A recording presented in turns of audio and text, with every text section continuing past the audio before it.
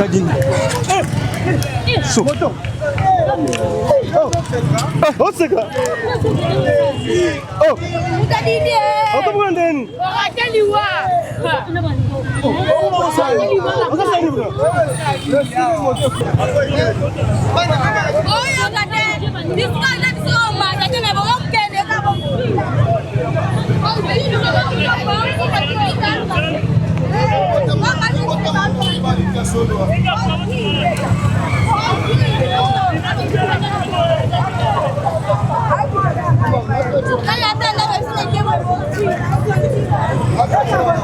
Yo pour vendre à Rodo. C'est quoi vous vendre? Yaro lo bakas. Yaro lo bakas kunja moka. Bayo.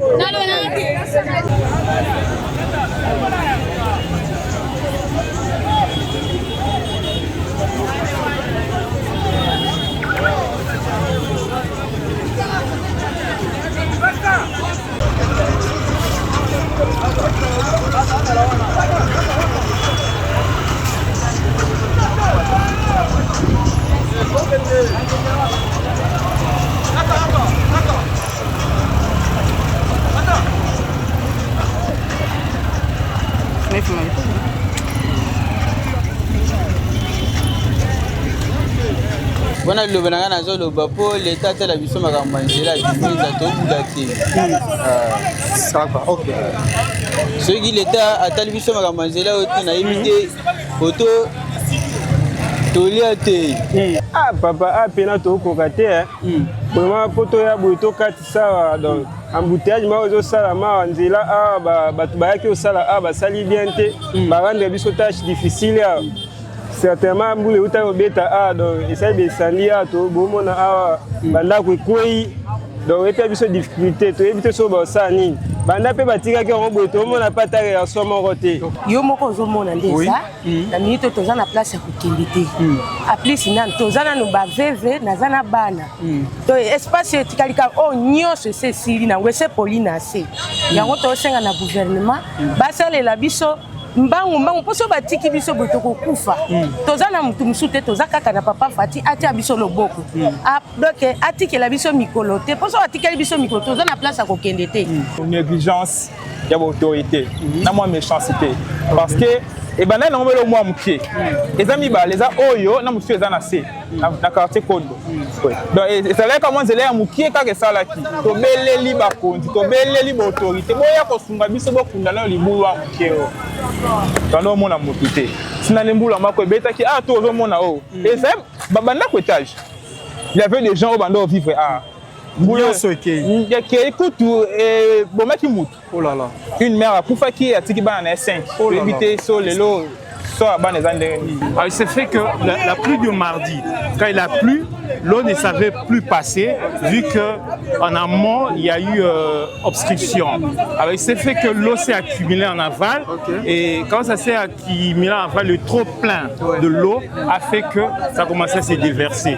Vu que nous sommes dans un terrain qui est vraiment sablonneux, il s'est fait qu'il y a eu maintenant commencé à avoir des éboulements. Petit à petit, les sables partaient en dessous des fondations. Ici, vraiment, il y avait une maison, je crois que c'était R+1. C'est cette maison-là qui s'est écroulée.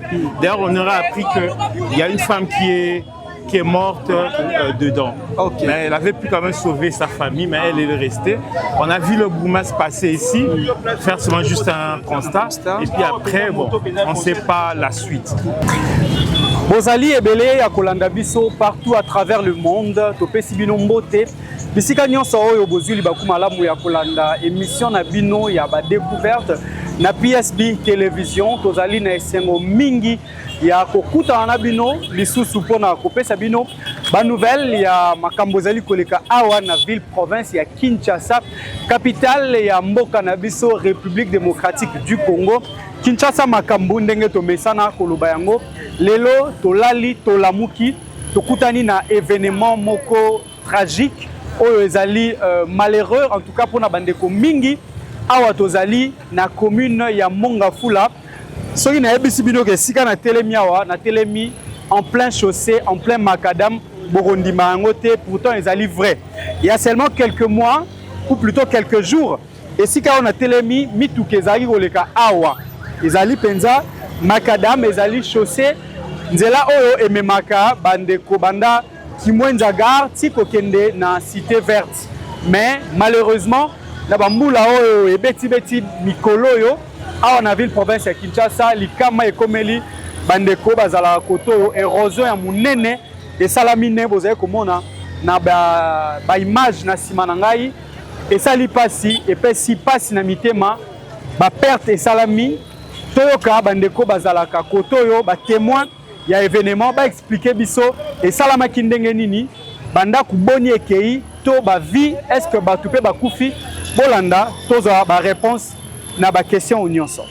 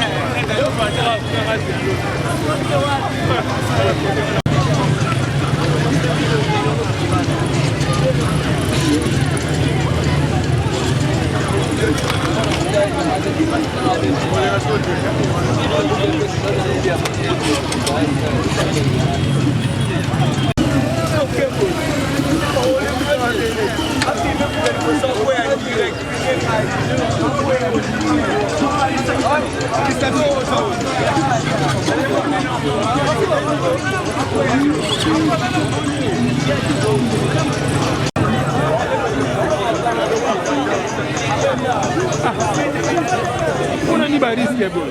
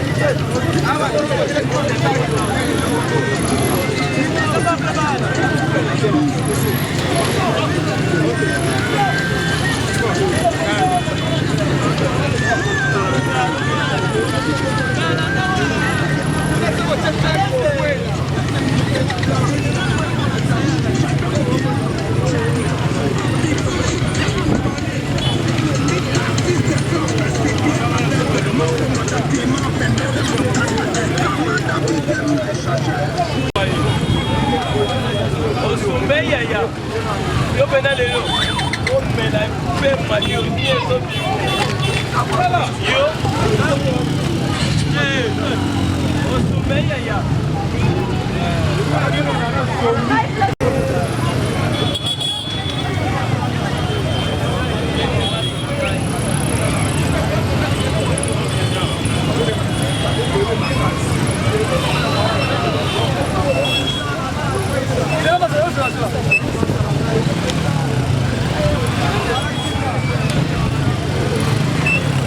Mutuma huku ya tatu.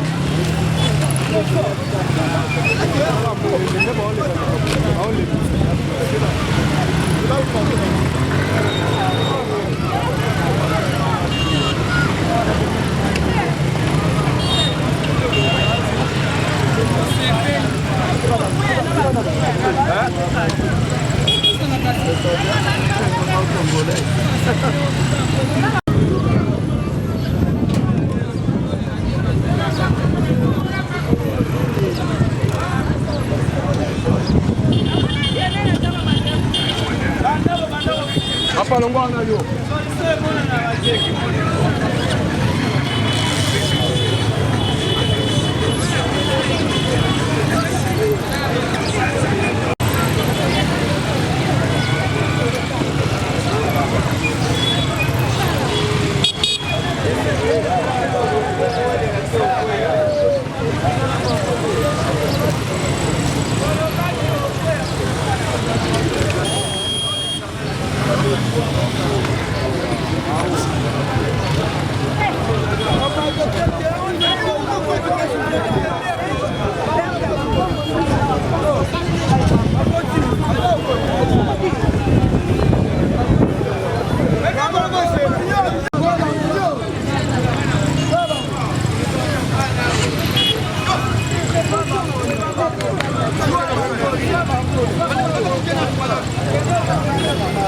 Papa yo, olango yo. Papa kende. D'accord.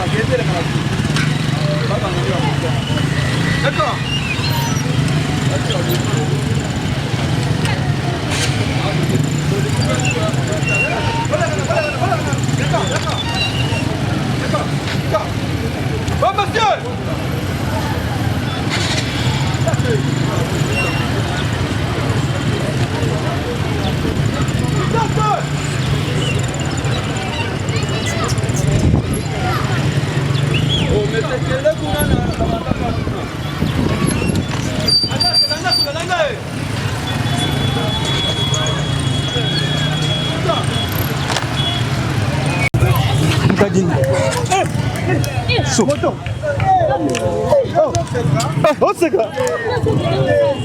Oh! Oh, comment on dit?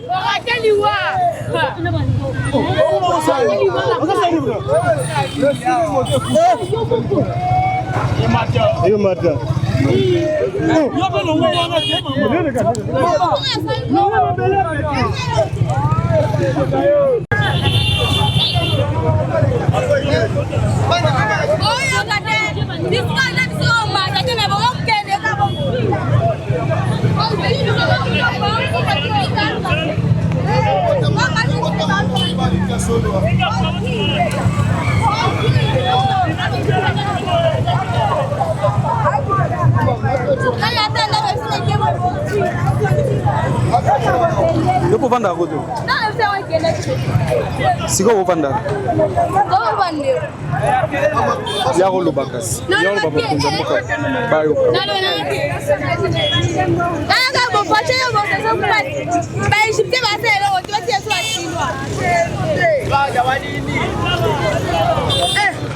Bana chance.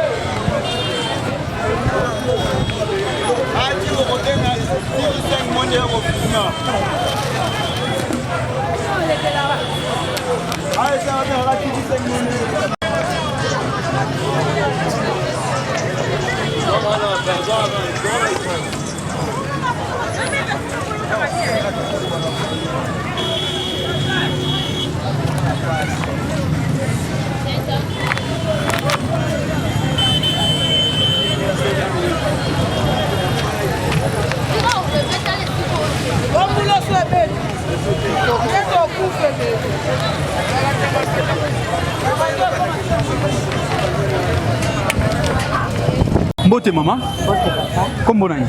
Mama Tete. Mama Tete. Awa tozali na nzela wekendaki mwenza. Oui. Awa ozali moleki nzela to ovandaka koto. Na vanda koto toza bakolo mapangu. Na minute otala nde yo moko ozomona ndeza. Na minute toza na place ya kokende te. A plus nan toza na no ba veve naza na bana. To espace etikalika o nyonso se sili na ngwese Pauline ase.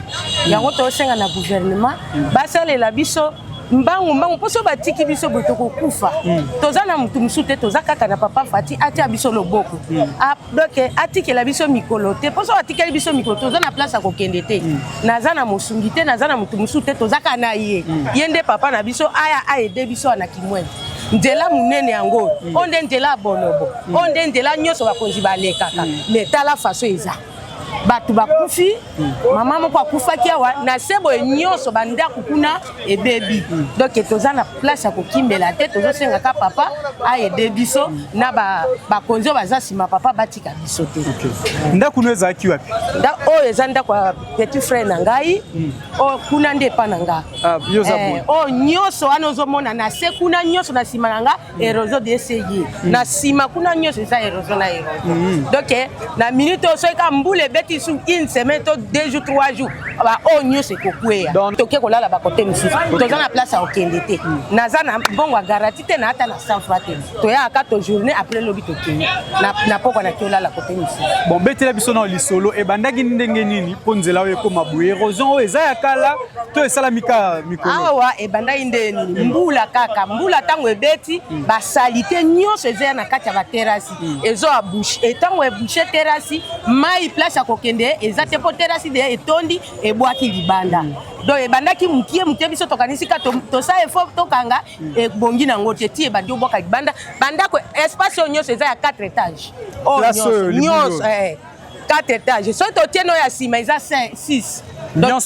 nyonso ekeni nde yango wana ozomona eza ya kala te donc esali 3 jours esali ka 3 jours nde epasoli boye ozomona sikoyo est-ce que bakonzi bayaki awa po batala to bazwa bamoyen ya kobomisa bon tomona lobi nde toyambaki ministre nde ayaki na bachinois nde tomona bango bayaki batalitali bafilme bake mpe na kondo batalitali mpo eza mpe na kondo mosu eza kuna bake mpe kuna bafilme après bazongi toyebi te soki bakobanda lendi tozoyeba siko projet na bango te me biso tosenga nde lisungi baya basalela biso mbangu papa siko ntango bayaki mpo na bino bavictime bino bato boperdre bamapangu basalaki nini batunaki eloko moko te batunaki ata mutu batunaki te mpo tozalaki batunaki te mais le jour bandako ebukanaki tomonaki batu bazoya kokoma biso bakombo toyebi te soki bakombo wana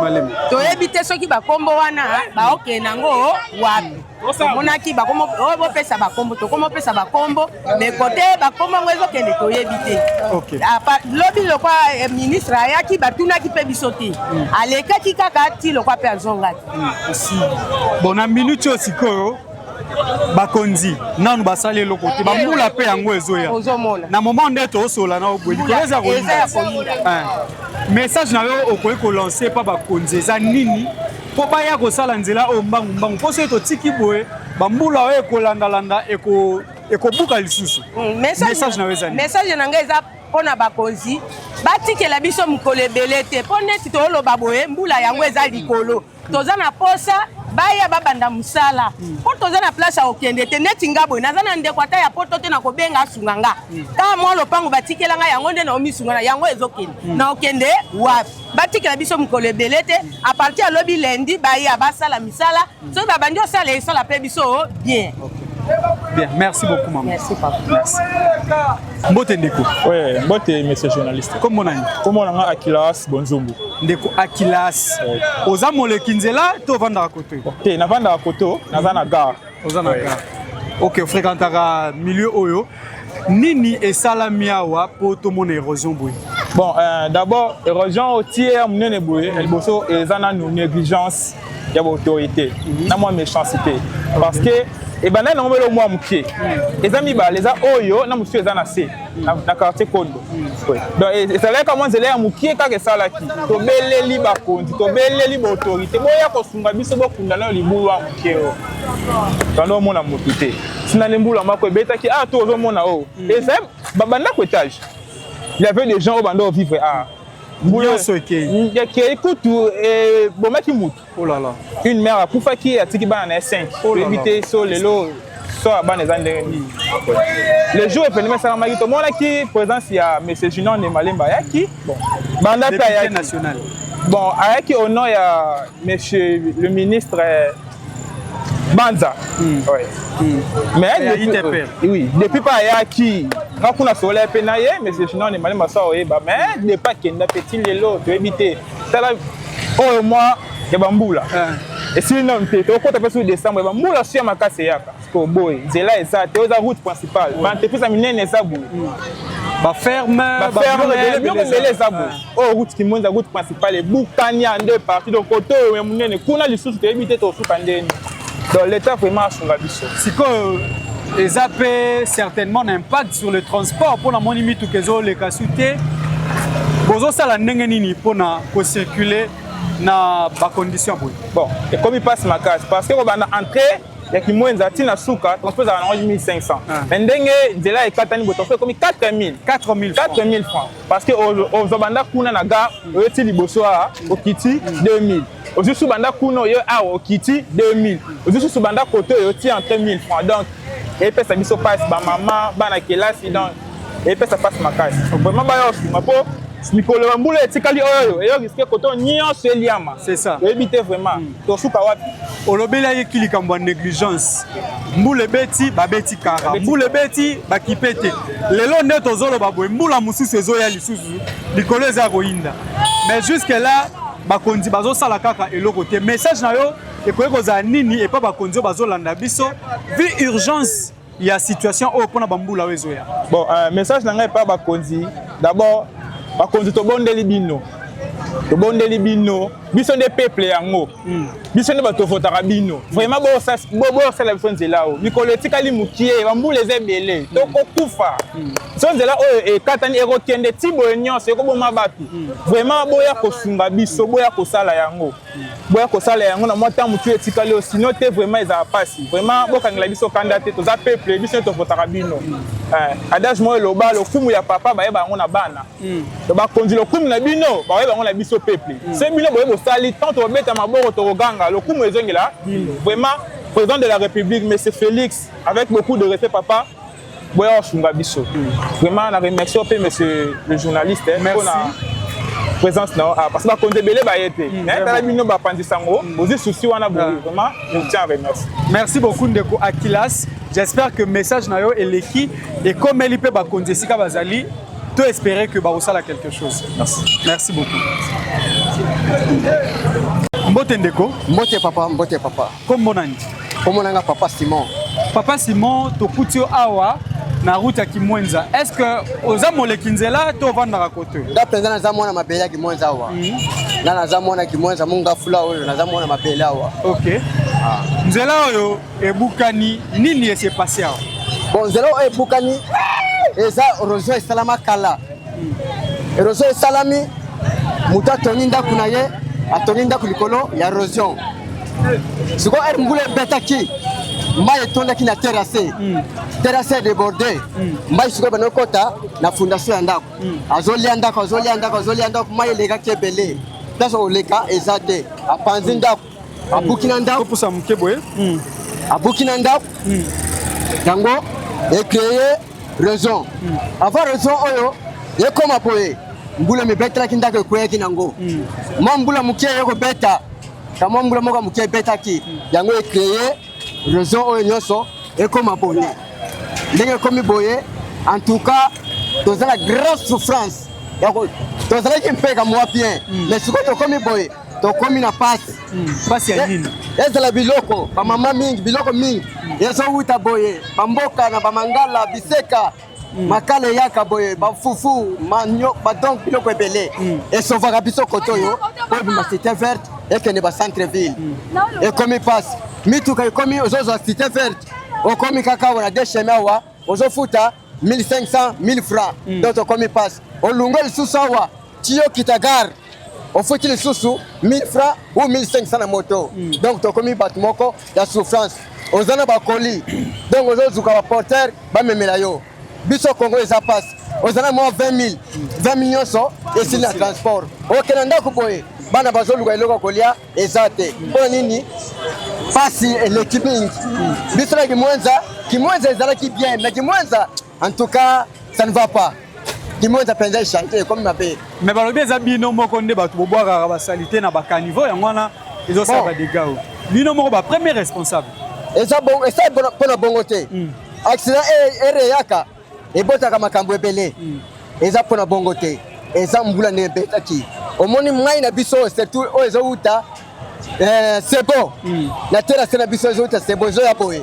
Yango ezo créer. Na bandeko oyo batongi pembeni ba prince bazo bachona bango balekisa na terrasse. OK. Tuko ba mayo na bandako ba taje bazo to yango ezo sala nini ezo créer boye. Tozala posa mokonzi na biso ya Fati Peton awumela il fallait pas les kaka azo les kapé na nzela na presse makolo pe ndenge mobuta bando otambola mobuta bando kitana nzela penda wakolo azo na otala presse mabe ezali azo pesa ba faute akotile tenda kwa il fallait pas longola ndako il fallait pas longola bolongola mukie po nzela itika libre boyango ndozo mona ezo créer biso to comme na problème tozo senga penza papa ala te papa ala kate papa comme 4 heures lambuki obandiko le tandotana ko kende wapi o créer wapi o se o créer OK mbula yango pesa likolo mbula yango peso ya ndenge mbula zo ya boy donc toza kimiate c'est tout biso bato likolo boy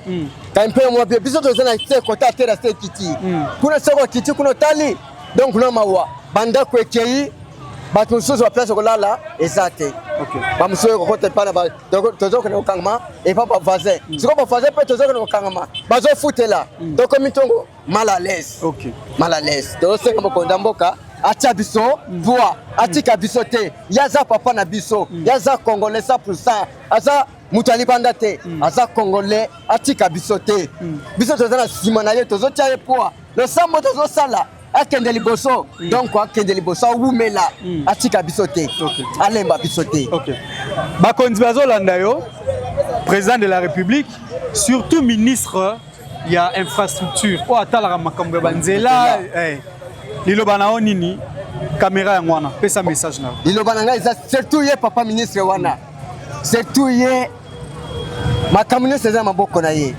yako kenda kolisa papa kuna na kena moni danger papa ko pesa yenzela kende ko bongisa kuna poko linga te pepe nanga basana nini bakufwa soto kofi yako za mal à l'aise en tout cas ye ministre na biso ayaki a monaki ya monaki atika te aya esika oyo to sengi en tout cas chito comme janvier to lingi tela na biso wa ekundama to cha pope ya sengi bobo limisangai bocha pe pote stade by what bakocha bana ngonzela te bazwi bango batangi bango na nzela baya bakocha bazwi mbongo pe momu kero pe e sauver bango bino bozo chaka ka poa na bamindele tala bana babandaki nzela umeli banda babandaki eloko moko ezo kenango te bakosala ka mondam lobi kuna eloko te bakoya boy yango ezo créer so bazalaki batandamaki bamususu ba wutigar bamususu ba wutite vert bazoya bamususu na katawa basangani na eloko nyonso elingezala nango te. Merci beaucoup Ndeko. Merci. Na sepeli makasi. Merci. Na pesi papa na biso mbote mingi. Merci. Awumela. Merci. Awumela lemba biso te. Merci papa. Merci. Merci. Voilà.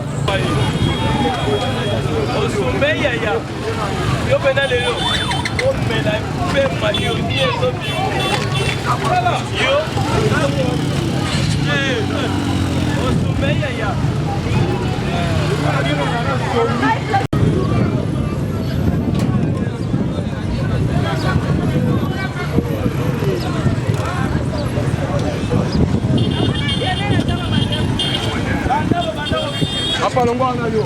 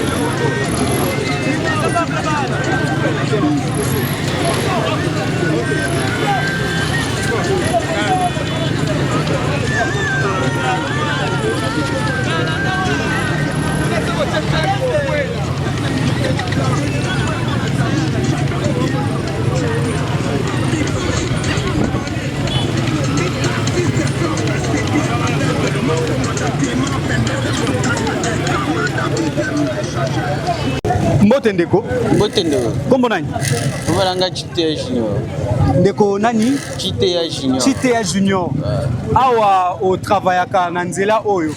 lelo ebukani boye liloba na we ezani ni par rapport à nzela wana liloba nanga nazo loba po l'état tala biso makambo ya nzela kimisa tobula te saka ok soki l'état atali biso makambo ya nzela oyo te nayebi te oto tolia te po peuple ezosouffrir mpona nzela ya kimoiza faut l'état atala biso nzela ya kimoiza makambo yango wana yo en tant que motard na nzela o difficulté nini bokutana nango nde nzela ekomi boye nzela nde ekomi boye maye tosala mosala eza te bamoto tokomi kotiango na ndako tosala mosala bien merci beaucoup ndeko junior merci papa mbote ndeko mbote papa kombo nani kombo na ngai frère Jonathan frère Jonathan tomoni ozobula na nzela oyo yo en tant que motard ndenge nzela ebukani boye badifficulté nini bozokutana nango ah papa apena tokoka te vraiment po toya boye tokatisa donc embouteillage ma ozosala mawa nzela awa bato bayaki osala awa basali bien te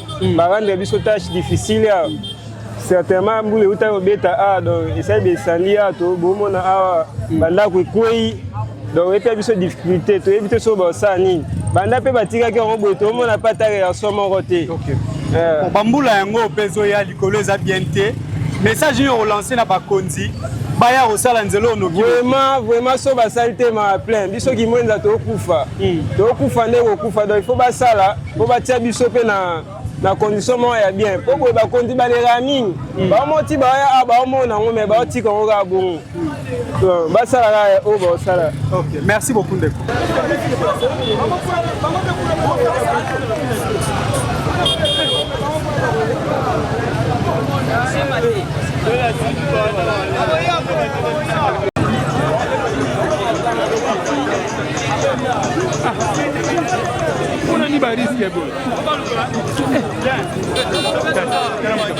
Mbote papa. Mbote. Bonne santé. Qui m'ezali? Kombo nani? Kombo nanga papa Delas. Papa Delas. Papa Delas. Awa tozali wapi? Awa toza précisément na deux chemins. Deux chemins. OK. Toye tokuti batu batondi tokuti libulu oyo meka koyebisa biso nanu nini esalami awa po tomona o décor o nyonso. Bon, en réalité libulu oyo est déjà avertissaki bango. Mbula mouta obeta maye débordaka et kotaka na ba parcelle za awa. Bon, imprudence quand on est que va bima soit bacha moi moi soutènement pour protéger ma parcelle en négligeant qui. Et puis tant mbula oyo utobeta oyo congélateur moi utaki siki boye. Ezoya na 4 mai ba on va découvrir on le balongola ngo ba bangi mai zo na pression batika or tant ngeye allez et tout fait terrasser mai et déborder. Au déborder wana ya moni résultat oignons. Donc c'est que tu comprendre bien et le sali bozali congélateur et ko boucher caniveau après maille est débordé si et pas solinzela bou. Combien de jours déjà depuis événement Salam? Presque une semaine et demie to kenda une semaine depuis mbula ngwe betaki. Est-ce que batu bakufia wa to oui maman moi kufia monya immeuble moza kiawa il y a 3 niveaux. Place ndako 3 niveaux za kiawa mobimba ekwei a pezaki niveau moko ekwei oya sekutu kuna oloba te mozo mona kaneza donc ba perte eza makasi donc ndako ya 3 niveaux et dini ekwei nyonso oh là là perte munene pona bakolo nango. Alors ba mort combien de personnes? Maman moko. OK. Siko depuis makambo et salami, est-ce que bakonzi mboka déjà baye na bangin beaucoup mais sayaki ba chef du quartier na nani gouverneur payaki. OK. Oh, il paraît que va passer marchand pour les chinois pour que va bon sanzela. C'est jusque là non le moins salami quand on bazo boire ba indice na ba bloko. Siko risque ezana nous pona bandeko batika liso mbule. Mais likolo la bien té. Yebi ka mois de novembre ba mbule beteke go banda 5h 18h. Oh nyonso donc et ko beta po so mbula mo beti o nyonso eke. Po se nyonso da futi. Po yango zo lia na se et kitamba bien. Donc risque ezana nous danger zali permanent. Est-ce que message nini okoki kolancer na bakonzi ya mboka par rapport ya nzela oyo bon urgence nango eloko tosengaka papa fatigué oyo mwana mabele oyebi yo oza de père de mère oyoza eloko te oyo bamabula minene tomona na bakindele na baba tosala yango betango dada donc il suffit ka baben so ekota ta mwa 15 ben moko mwa ravitaillement ekunda yango epuis basali mur de soutènement eleka nango bien ya gravité. Merci beaucoup papa. Merci papa. Merci. Journaliste. Voilà, tozali ko continuer to yoka pe bandeko mususu ba vi na bango. OK. Voilà, bolandi ndenge ba témoin ya événement ba expliquer congélateur et outaki boye et kangi caniveau nde sali que mai est débordé. Maman moko akufi bandako edindi to yoka pe ba vi ya bandeko mususu toujours au ba vivaki événement koto. Bonjour papa. Bonjour monsieur le journaliste. Comment je peux vous appeler? Je réponds au nom de monsieur Patrick Lotti. Ok, monsieur Patrick, ici nous sommes sur la route qui mène vers Kimwenza. Vous habitez les environs? Oui, j'habite le quartier Petit Panier. Je suis un des notaires de cette contrée. Ok. C'est là où j'habite. Ok. En tant que notaire, depuis qu'il y a eu ces événements, d'abord, qu'est-ce qui s'est passé pour que l'on puisse avoir tout ceci? Bon, en fait, je ne peux pas vraiment étayer la situation vu que je n'ai pas beaucoup d'éléments, mais on s'est basé sur les ondits. Oui. Il semble qu'il y a d'abord un problème ici qui s'est passé ici. Cette canalisation, ça a été bouché, je crois, en amont. Vous voyez, avec les gens qui font des briques. Alors, deux fois, quand on vient leur livrer du sable contenant des bricaillots de caillasse, on les dépose juste là, mais ça se déverse sur les lits de la canalisation. Alors, il s'est fait que la pluie de mardi, quand il a plu, l'eau ne savait plus passer, vu qu'en amont, il y a eu obstruction. Alors, il s'est fait que l'eau s'est accumulée en aval, et quand ça s'est accumulé en aval, le trop plein de l'eau a fait que ça a commencé à se déverser. Vu que nous sommes dans un terrain qui est vraiment sablonneux, il s'est fait qu'il y a eu maintenant commencé à avoir des éboulements. Petit à petit, le sable partait en dessous des fondations. Ici, vraiment, il y avait une maison, je crois que c'était R+1. C'est cette maison-là qui s'est écroulée. D'ailleurs, on aurait appris qu'il y a une femme qui est morte dedans. Mais elle avait pu quand même sauver sa famille, mais elle est restée. On a vu le bourgmestre passer ici, faire seulement juste un constat, et puis après, bon, on ne sait pas la suite. Mais c'est vraiment un travail qui doit se faire ici, qu'on appelle un travail pharaonique, parce que le chantier... c'est vraiment colossal. C'est colossal, donc il faut vraiment de moyens. Combien de jours déjà depuis ces événements? En fait, depuis que ça a commencé, c'est depuis mars. On peut déjà compter 2 semaines. 2 semaines. Parce qu'il y a eu la pluie de mardi de la semaine passée, les événements ont commencé, et il y a la pluie de jeudi, l'événement aussi c'est encore poursuivi. Moi-même qui te parle ici, je suis aussi victime, parce que ma maison a été aussi touchée, et j'ai perdu pratiquement la moitié de ma maison. Alors on ne sait pas à quel sein c'est voué, et on est en train justement de constater. Mais on aurait appris que le bourgmestre devait venir aussi à 14h pour qu'il puisse se concerter avec le notaire. Et d'ailleurs, moi-même, je disais ça, si je devais entrer ou parler au bourgmestre de la commune de Mongafula, je devais le passer de 2 points. Le premier point, c'est d'abord la gestion des eaux de pluie, et deuxième point, c'est par rapport à ma maison endommagée. Mais hélas, je suis appelé pour un travail. Je dois maintenant quitter et aller travailler. Est-ce qu'à la descente du bourgmestre ou du gouverneur, vous avez été enregistré, vous, en tant que victime? Non, en fait, il n'a pas enregistré. Il est venu juste à la masse. Il entendait les gens se plaindre.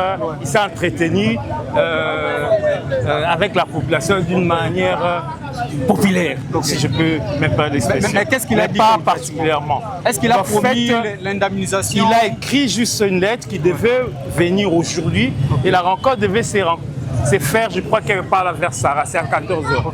Donc, avec le bourgmestre. Avec le bourgmestre de la commune de Mongafula. Et moi, je devais y être, ben, vu que je suis appelé pour un travail, je ne sais pas aller. Okay. Mais le problème reste entier, l'urgence est palpable parce que s'il pleut encore, il peut y avoir encore de nouvelles victimes et de nouveaux dégâts. Quel serait votre message à lancer aux autorités pour pallier à ces problèmes? Ouais, moi je pense qu'il doit s'atteler parce qu'il y a aussi un problème avec les travaux qui se fait à Kimwenza, ça se fait à pas de tortue. Et je crois qu'il fallait qu'on puisse déjà évoluer avec les travaux parce qu'on doit normalement réfléchir toute la route, mais les travaux vont à pas de tortue. Et je ne sais pas, ça c'est mon avis. Si peut-être les choses auraient été allées plus rapidement, peut-être on ne serait pas aussi tombé dans ce genre de situations. Mais hélas, c'est déjà fait, on ne va pas condamner qui que ce soit. Ce sont des catastrophes naturelles. Alors, c'est que seulement doit se faire, il doit essayer un peu d'activer, de mettre des processus d'urgence pour que ceux qui sont en charge des réfectionner ou de faire cette rue, ils puissent un peu s'arrêter. On aurait appris que c'est une société égyptienne. Alors, on ne sait pas où ils sont, ou qu'est-ce qu'ils font. Bon, ils viennent de temps en temps, mais là, ce qui me cœur encore, ça devient une décharge. Parce qu'ils vont chercher des poubelles par-ci, par-là. Ils viennent mettre ici. Mais je pense que ça, ce sont juste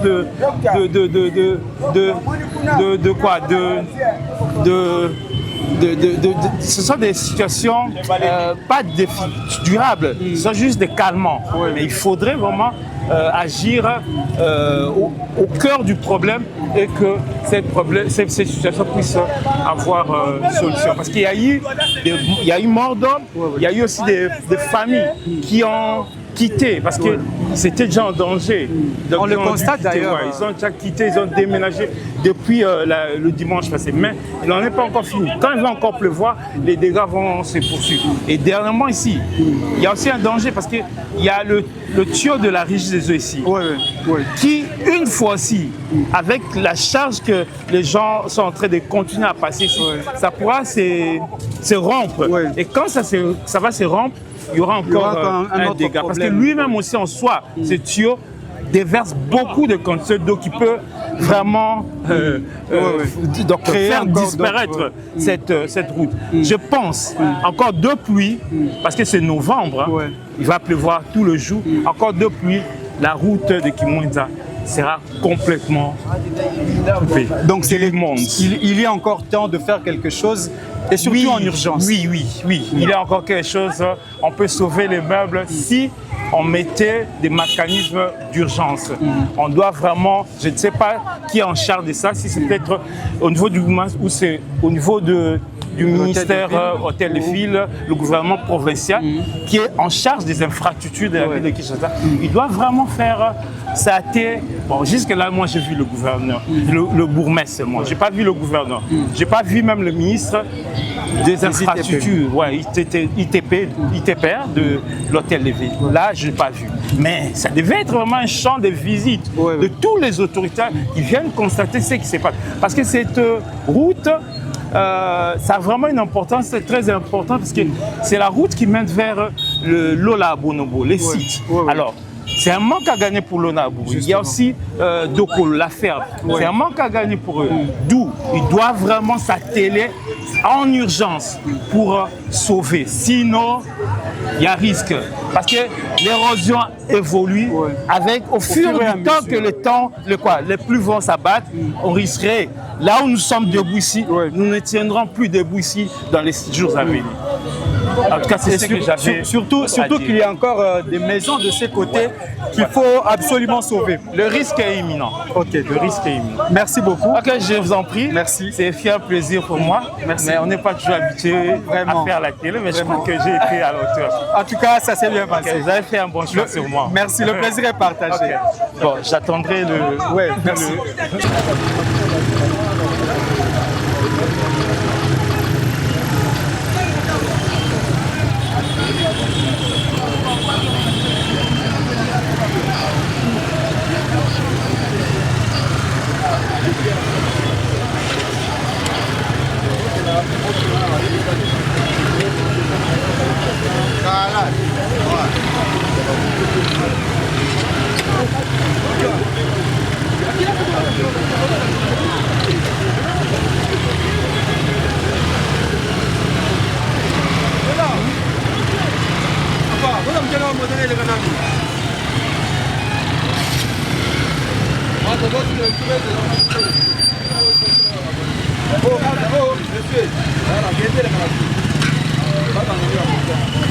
D'accord.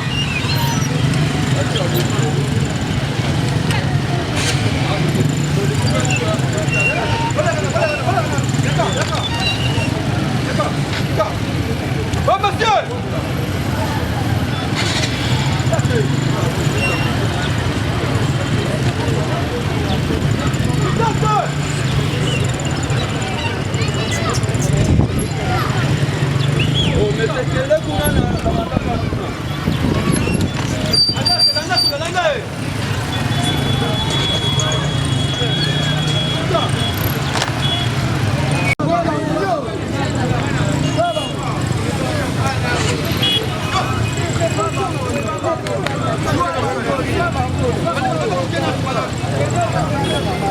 Papa yo, yo.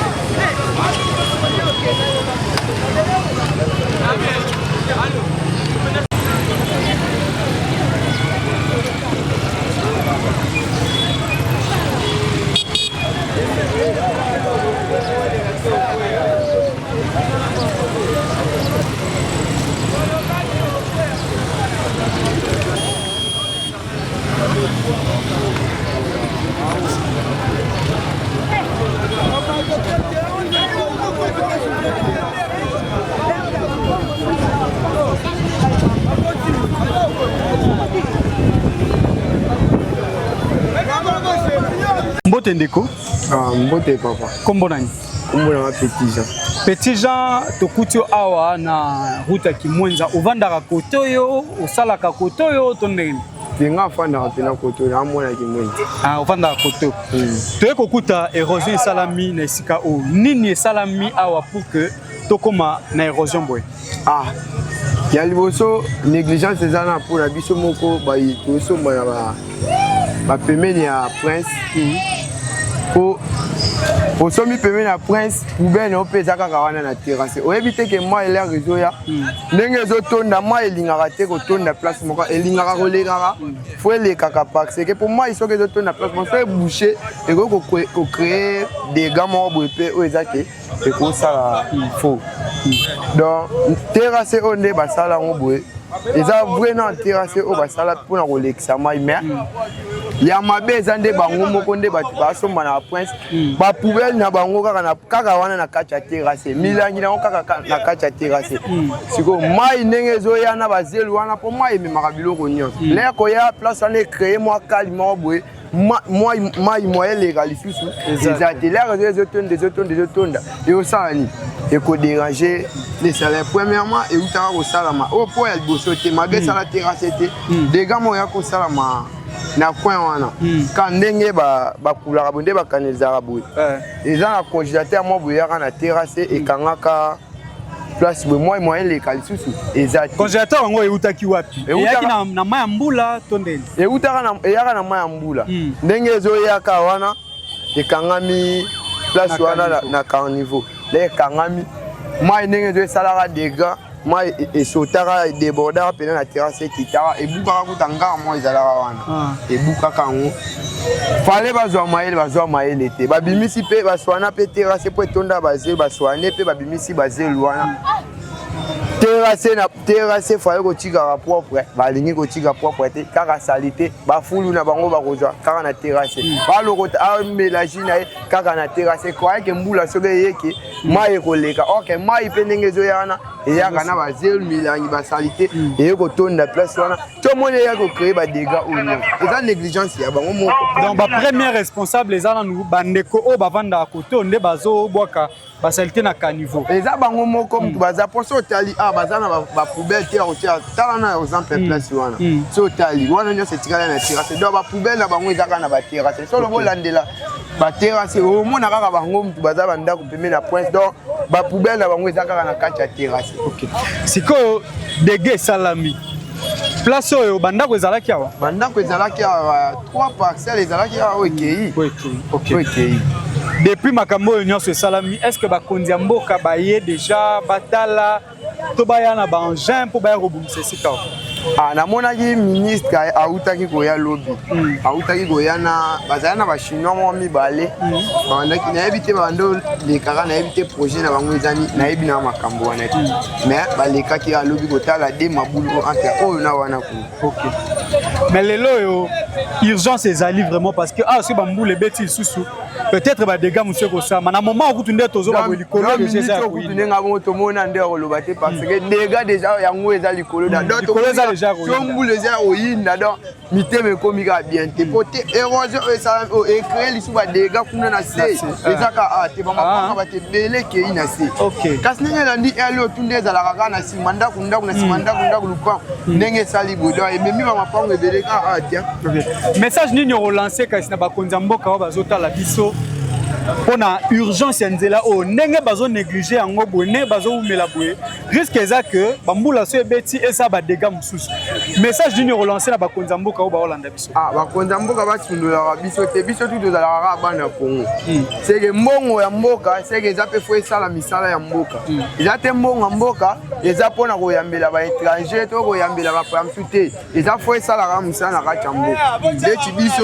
awa ndenge toza awa toyebi te so basundola biso toyeni mpo dégâts oyo ebandi lelo te so otali liso apart de mabulu oyo bomoni érosion mosusu ezoya kuna na nkondo eya na place mosusu ekatanaki place ana érosion mosusu ezoya donc batya biso mpe kotoka. OK, merci beaucoup Ndeko Petit Jean. Merci beaucoup. Merci beaucoup. OK.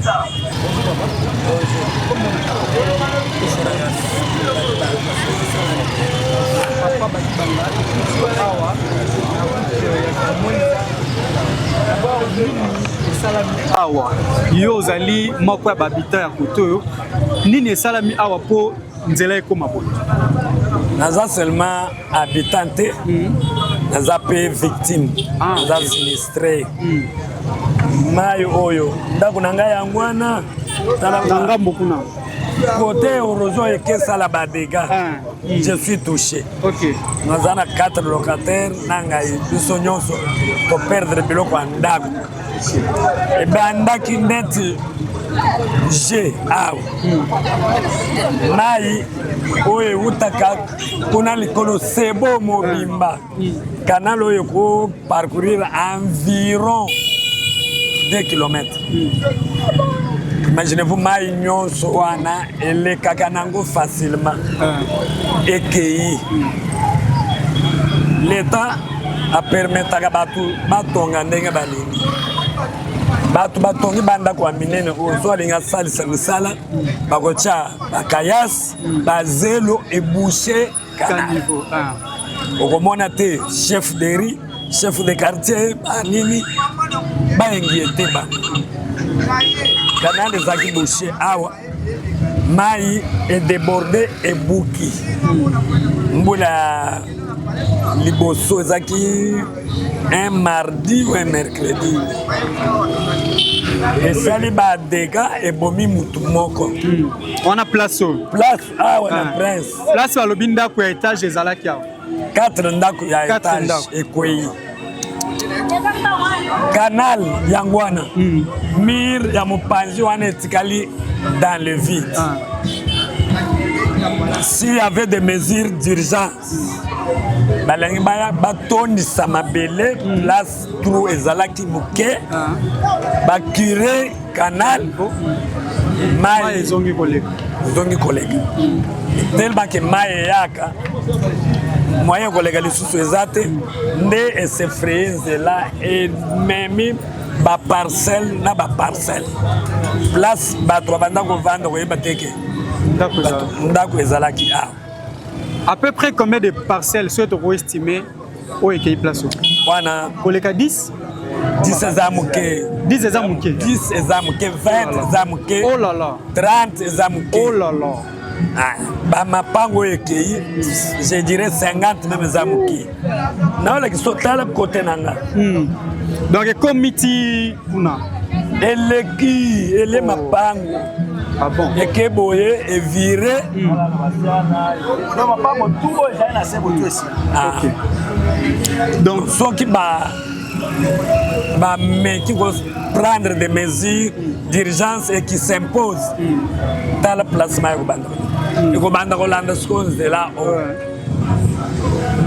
Donc, si tu comprendre bien, tant que moula liboso betaki, et bukindaku, et bomi pemut, et bomi 2 3 ndaku, et buki 3 ndaku, et bomi pemut moko. Mais l'État ayaki nanu te ko bongisa. Totiki yango et continuer les sous. Mbula ya vendredi na 5 so beta kata ba 19 mbele bibembe zao ya kotanga ko chance e betaki na moyo. OK. Siko depuis et salami wana l'État yé les sous est-ce que Bangin est déjà pour baya ko bongisa? Ko montala yo moko. Pe bakonzi bayaka basuka kaka. Batali baleki nanu bakita kolanda eloko badeka ekesala na site. Bon, bino en tant que victime, tangu bakonzi bayaki parce que toyoki que bourgmestre ayaki, toyoki que gouverneur ayaki, toyebite soko confirmer biso yango ou pas, mais tangu bakonzi bayaki, est-ce que ba identifiaki bino ba victime po batandeni bakoyi kozongisela bino mwambo? Ngai naza victime. Bazobelela tokende pas chef de quartier, tokende kokomisa bakombo. Est-ce que c'est normal? Kokende pas chef de quartier, na mutu oyo aza victime tokende kokomisa bakombo.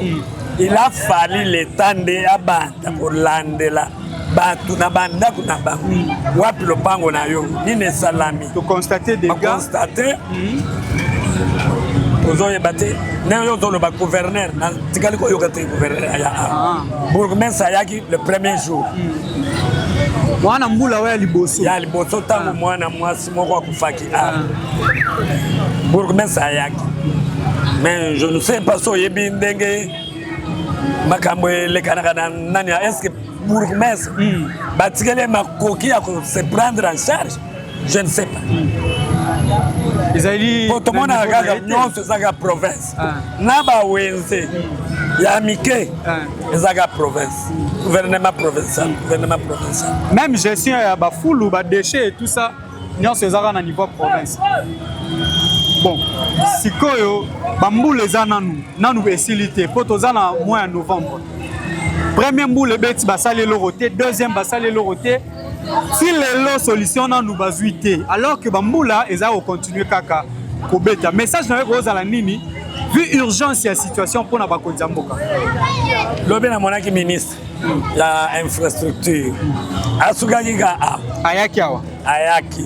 Alega keta la érosion. Oya kuna esali Bamboula de pas des années. Banda bachaki ba fulu kabo. Batika nazoye bati boye yo moko zomo canal yango ici il a fallu des mesures d'urgence oye salama na de bonhomme tomona ba institution nyonso ya mboka même président de la République akita biso pe auto abatu to votaki banda na présidence tina batu lelo bazo sala makele na parlement ba électeur na bango baza et nous sommes abandonnés à notre triste sort. Abandonnés à notre triste sort. Vous êtes des journalistes. So boko zoa risque ya ko so ke awa moyen ko kote zate bon mais ko kote la place wana boko mona combien de dégâts et salaire mais ba konzi bayaka basuki na bango awa batali baki moyen ya kotuna yeke mokonzi otali omoni okanisi nini pona biso okopusana ndenge ni so opusani wana nde bakotinda ko lokola moi je suis victime. J'ai perdu à 80% le Rwanda. Est-ce que Boriko Sangana te bino ba victime, bon mais un peu comme mener ba démarche, até pas ba député, atteindre un niveau à ministère et à infrastructure, bon mais un peu ko bouger les choses. Député. Au lieu que bo vanda carabo. Député à Congo. Azaka na poste la population kaka. Na ya élection. Ba wana kana 2028. Awa baya. Député baya. Banana ba député à Mongafu. Na ya Lukungu. Provinciaux baza à Mongafu. Nationaux baza à Lukungu. Baya. Mais boza ba électeur na bango. Baza on a pour na bino. Donc nanu ba débayate ba député nan ba. Na mboka Congo ko lebela makambo ba député te. So moni mutu aza candidat. Moi si na ye premier suppléant. Moi na ye deuxième suppléant. Soit c'est mec famille na ye. Et ça a posé à la population. Aza cadre à parti. Ba militant na ye. Ba membre à parti bazali mais à 8 mois si na ye suppléant. Est-ce que Aza na posé à battre mususu? Vraiment. Et ça lui passe. Peut-être le bela. Makambo na yebito soso yoka na parlement basali motion contre de l'eau. Non, nous devons quitter, mais tu espérer que na mikolo ezali koya ba kosala quand même quelque chose. Merci papa Badi Banga. Te souhaiter bino en tout cas bonne chance. Nzambe asunga avant que bambula mususu ya makase ya robeta ba continuer à kosala quelque chose. Ko pesa nzambe abetisa mbula. Yango yo. Mbula eza déjà likolo. Ezalaki tala etikali combien de mètres. Parfois ko ya boyete et ko banda ko landa ndenge mai zoyela. Quand nous réfléchissons libulu ya lalu ça combien d'années? Bato baloba tene to loba boyele boso ba journaliste baloba ba combien d'érosion? Érosion nini bazwe la solution d'urgence. On a chance, on a loba Nzambe. Merci papa Badi Banga. Message na leki, j'espère que bakonzi ba Rolanda. Nenga ba ko fingela ngai. Ba ko finga ote papa Badi Banga. Ba ozana banda ko ba Rolanda lo batalam. Wa cet imbécile, cet idiot, na ko zala na ba qualificatif ya ndenge na ndenge so yebaka Congo te. Ok. Merci beaucoup. Message na eux. Il y a le bin de vérité. Tala tu as régi des autres. Oui. Tout le monde tu as régi des autres. Ce qui est combien érosion, ce qui est engopé et Boukani. Voilà où tu as deux problèmes parce que Robanda Suko bakisa mai et puis au kata mai na mipandi mususu. Batu mususu OVD, Office de voirie et drainage. Balega mon l'état on fait. Bango de balande la car. Drainage. Oui. On a chaque commune. Balande la canal, ba débouchaka, ba kiraka, ba caniveau. Tokokutana na makambo yo. Ba kuti oliboso le pango na yo. Ba tu peux bazaka na volonté ya ko déboucher. Na yebite na richesse na no mona full sali 3 mois te. Banda ba bimisa biloko na canal ba tikili banda matiti pe boti. OVD yaka tikasi olongo biloko ane zonga kana bakani. Voilà, ça les mal. Merci papa Badiba. Merci.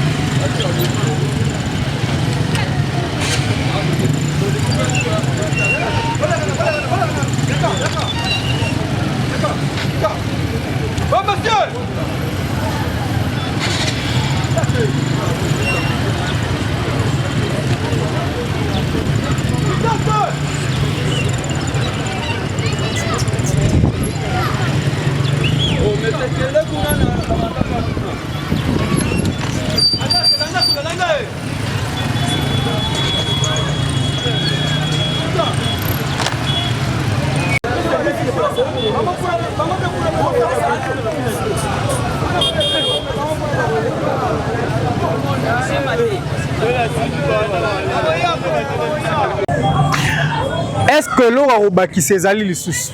Est-ce que l'eau a les sous? En tout cas, les autres la passi. Binomoko boyoki, binomoko bomoni, et sikaoyo, et memi bandaku et belé, et même vie à mutu, maman moko akufa ki a boyoki, ba témoignage ya bandeko bazaki sur place, ba version ezali belé, ba musu balobi congélateur nde yaki ko boucher awa ba musu balobi que ba immondice ba déchets ou ba ndeko ba utsa et utaki na bandako abatu ba boaka ki awa. Mais une chose est certaine, ezali que nzela e bukani, nzela e bebi, binomoko bozali ba témoin bomoni na misu ndenge même moto et dindi na esika oyo parce que moi ya koleka ezali te binomo bomoni embouteillage ezo sala mawa ya ba moto mutuka kutu bosala na yopo awa esika koleka ezali te bakonzi depuis babandaki ko défiler awa toyoki ministre ya infrastructure toyoki ministre plutôt gouverneur toyoki que bourgmestre alekaki awa bakonzi wana nyonso balekaki mais jusqu'à présent na moment oyo nazo solana bino awa eloko ata moko esalami te bino moko boyoki ba témoignage bino moko bomoni na moment on nazo solana bino likolo ezali su ya koinda tozo risquer que ce qui mboule beti tozo ba dégâts mususu. Mais est-ce qu'il faut continuer karaboui? Est-ce que politique ya prévention ezala raté na gouvernement na biso? Est-ce que politique ya urgence ezala raté na mboka na biso? Est-ce que sika o vraiment bakoki kotika yango boye pendant temps nyonso avec tout le risque oyo ezali courir avec tout le danger oyo bandeko bazaya ko vivre awa ezo sala pasi na mitema méchant ezate PSB to sali musala na biso ya ko komisela bino ba konzi ya mboka maloba pe réalité ya ba mboka o ba vivra côté oyo po bolo ba te que boye ba quitter désormais boyebi parce que biso to sali musala ya ko ebisa bino. Voilà. Batata ban mama bandeko balandi boende to sukisi numéro ya lelo ya émission na biso tokutani mbalasima na ba numéro mususu espérant que bakonzi bakosala quelque chose pour ba soulager difficulté ya bandeko bazali koto ba meka un peu ko sauver ba o batikali pour ba risque ezali pour tout éviter ba dégâts mususu o ekoki koya na mbalasima. Topesi bino merci nde bozaki ebele ya kolanda biso de partout à travers le monde na Bruxelles, Paris, Lisbonne, na Angola, na Luanda, na Congo Brazzaville. Topesi bino mbote. Botika malamu na mabota na bino, surtout bo liker, bo partager vidéo oyo soki bo sepeli nango, bo commenter nini oyo bozo souhaiter to la kisabino lisusu tokozala wana toujours pour na ko servir bino. Soki ezaki mba liboso Olanda émission na biso ko bosa na te ko s'abonner pe ko activer cloche de notification pour que o raté te ba vidéo mususu oyo to ko partager na mikolo zali koya parce que PSB télévision to tambolaka partout na ville province ya Kinshasa pour na kolekisa bino ba réalité nini oyo bandeko ba vivaka na ya malamu na ya mabe parce que musana na biso yangwana. Merci na Aristote Ndombele Ozaki sima ya caméra pour na kopesa bino ba image ya kitoko oyo. Merci na Richard Mayasi pour na coordination ya PSB télévision. Tokutani mbalasima Nzambe abatela bino.